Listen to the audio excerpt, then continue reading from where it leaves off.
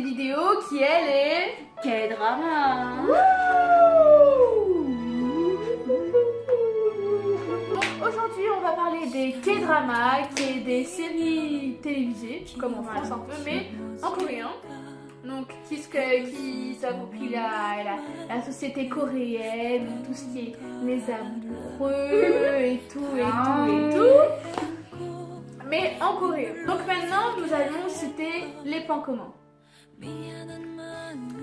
Alors donc pour les points communs, le tout premier, c'est des séries assez variées en fait.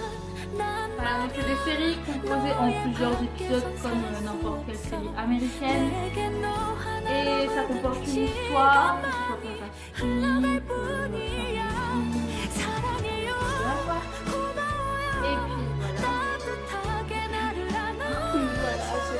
C'est assez varié, on retrouve un peu tous les genres de tout ce qui est romantique, action, policière.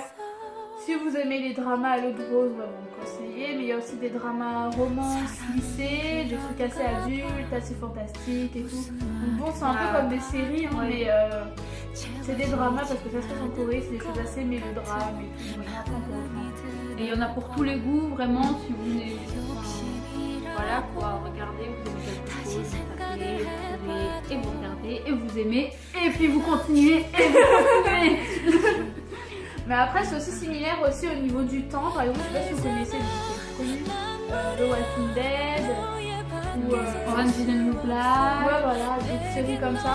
Donc souvent les durées c'est la même chose, c'est un épisode, ça dure 1 heure. Non, souvent dans les séries américaines, les épisodes ils vont durer 40 minutes. 20 minutes, enfin ça dépend, mais plus dans les 40 minutes, alors que les dramas ça va vraiment durer 1 heure, entre 1 heure et 5 et 1 heure. Voilà, vraiment long, et sachant que dans des dramas il y a plus de 50 épisodes, alors ça fait quand même... Ça dépend des dramas, on peut retrouver des dramas avec 25 épisodes, mais après généralement aussi dans les dramas, c'est qu'il n'y a pas de saison, c'est vraiment une série complète. Mais sans saison, il n'y aura pas de saison 2, saison 3, c'est vraiment... Maintenant, nous allons aborder les différences. Alors, dans les différences, le tout premier qui choque à la première fois, c'est vraiment la relation entre les personnages au niveau de l'amour et de l'amitié, parce que c'est vraiment pas du tout la même chose. Donc par exemple au niveau amour, quand on va regarder une série américaine ou une série américaine, il va y avoir un bisou au premier épisode ou je sais pas quoi, et on va regarder ça, on va trouver ça tout à fait normal. Voilà, on en voit tous les jours dans la rue. Même si ça passe un bisou de normal. Voilà, alors qu'en Corée, enfin je veux dire plus précisément, enfin en Corée mais aussi dans les K-dramas, le bisou c'est vraiment sacré, c'est vraiment quelque chose de vraiment mignon, on va attendre longtemps. Au moins une bonne 5-6 épisodes, ou même un peu plus des fois. Avant qu'il y ait un bisou, parce que c'est tellement sacré, ça montre vraiment le début d'une relation, tu vois. Et donc voilà, c'est pas vraiment la même chose parce que même les scènes elles vont être plus mignonnes, c'est-à-dire le gars il va être hyper attentionné, la fille, non c'est vraiment mignon. Oui, c'est pas du tout le même rapport entre les deux, voilà. Ouais, parce que par exemple quand on va vous... Ouais, je sais pas, par exemple dans Descendants of the Sun c'est hyper mignon. Oui. Dans Kiss in the Trap aussi. Dans tous les dramas, ouais, quoi. Voilà. Donc, vraiment dans tout, il n'y a pas une scène de baiser qui est ratée ou quoi que ce soit, c'est vraiment, mais vraiment, je crois que c'est le point central du drama. Mais aussi les amitiés, bon après ça c'est aussi dans la culture coréenne, mais je veux dire, ils vont pas dire « Hey toi, viens !» ils vont pas vraiment tutoyer. Donc voilà, donc au niveau des différences, il y a aussi une hiérarchie. Qu'on retrouve dans les dramas coréens, mais qu'on ne retrouve pas dans les séries américaines, où on va les retrouver, mais ça va être moins flagrant. Il y a toujours un supérieur, toujours supérieur aux autres. Puis après d'autres personnes, encore des personnes en dessous et tout. Ça c'est vraiment omniprésent au niveau des K-dramas. Voilà, que ce soit dans n'importe quel genre, le fantastique, l'historique, n'importe quoi. C'est romantique. Il y aura toujours un système de hiérarchie comme dans la société coréenne. Et maintenant, on va vous parler des styles particuliers parce que par exemple dans les séries télévisées normales, vous allez dire oh on va aller sur je sais pas moi la télé ou sur un site, n'importe lequel, vous trouvez forcément un lien. Oui. Alors que pour les K-dramas, Là, c'est beaucoup plus compliqué. C'est plus compliqué, il y en a quelques sites, il n'y en a pas beaucoup, c'est vraiment spécialisé, mais le site le plus connu c'est Viki, où c'est forcément la langue c'est en coréen, mais il y a toujours des sous-titres.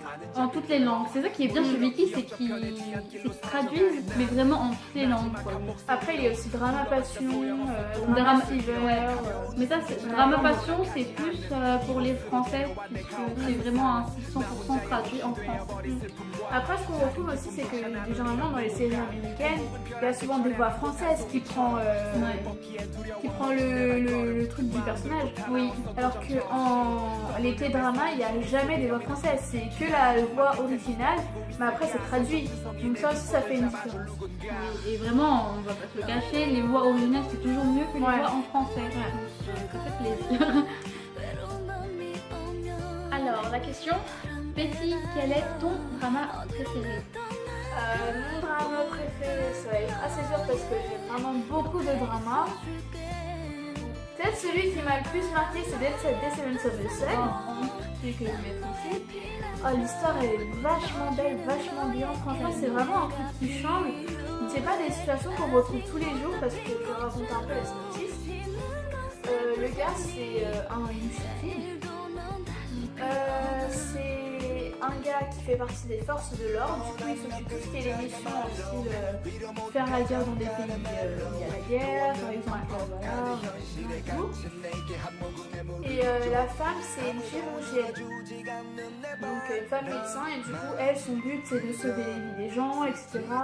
Donc c'est vraiment dans une situation déjà qu'on ne retrouve pas souvent, entre un gars qui se retrouve dans une situation où il doit tuer des gens pour sauver sa nation, sauver son pays, et entre une femme qui fait tout ce qu'elle fait dans son pouvoir pour sauver des vies. Donc voilà, déjà ils n'ont pas la même optique. Donc c'est pour ça que je pense que leur relation au début est un peu difficile. Mais au fur du temps, il se passe des choses, et puis après, forcément l'amour opère. Hein. Et donc vraiment j'aime beaucoup ce drama, les acteurs qui jouent, les chansons qu'il y a dedans. Donc voilà. C'est vraiment celui qui m'a le plus marqué pour le moment. Mais après, j'ai d'autres dramas préférés. Et toi, Aurélie, c'est lequel ton drama préféré? Il y a tellement de dramas que je pourrais pas vraiment choisir en particulier. Mais celui qui t'a le plus marqué? Celui qui m'a le plus marqué.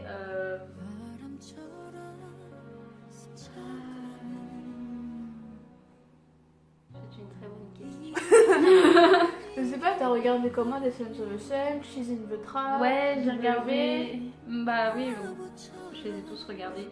Et vraiment, en fait, ils m'ont tous plu. Ils ont tous un petit quelque chose qui fait que voilà, on va les aimer, on va pouvoir les regarder encore. Et puis voilà quoi. Enfin, j'en ai pas vraiment de préférés. Voilà. Après, c'est vrai que c'est très varié. Du coup, c'est un peu difficile cette question parce que c'est assez. Des histoires assez différentes et tout. Bon, après, on a plusieurs. Nous, personnellement, on vous recommande Descendants of the Sun. Absolument, vraiment. Vraiment, regardez, il est vraiment bien. She's in the Trap aussi, c'est pas mal. Ouais, franchement, il était bien. Pour les dramas de l'année, en tout cas. Oui. She's in the Trap. Il y avait W avec Lee Jong-suk. Oh mon bébé, il est tellement bien. Oh. Après, il y a aussi Mon amour venu des étoiles. Le drama Dream High. C'est un des plus connus, franchement, c'est avec JYP. Donc voilà, avec Hailey, Yolin, IU, Suzy, Dennis A. Voilà, ça regroupe des gens de la K-pop. Ah voilà. Après, il y a quoi d'autre? Il y a School de Indians aussi. Ouais, franchement, il était bien celui-là. Ouais. Après, il y a aussi des acteurs très connus en Corée du Sud. Par exemple, Lee Min-ho, c'est un des plus connus. Lee Jong-suk, Kim So-hoon, Kim Ho-bin. Bon, après, il y en a plein d'autres. Ouais, franchement, il y en a plein. Parce qu'ils ont fait des dramas qui ont été les plus marqués. Par exemple, avec Kim Min-ho et Kim Mo-bin dans Les Héritiers. C'est un drama avec Park Shin-hye, une des actrices les plus connues au Corée du Sud. Donc bon voilà, après voilà, les dramas c'est... Ça occupe, pendant les vacances, on a un peu de temps, c'est un peu comme des séries, vous vous posez, vous êtes à fond dans le truc et puis après voilà, vous devenez hyper accro et... On peut plus s'arrêter. Et voilà. Et il faut savoir que dans les dramas aussi, bah, je sais pas, enfin dans les séries américaines, on trouve pas vraiment de chansons qui sont propres à la série, peut-être juste le générique et encore. Mais vraiment dans les dramas, il y a plusieurs musiques qui sont typiques du drama, donc voilà, qui vont être chantées par des artistes en particulier. Et puis franchement, elles sont excellentes. Ouais, c'est clair. Comme surtout celle de. Il y a School 2015, vraiment les OST ils sont magnifiques. Et comme aussi Descendants of the Sun. Descendants of the Sun. Vraiment. Aussi, dans Mon amour venu des étoiles, ce drama, franchement, je l'ai regardé, je crois, au mois de juin.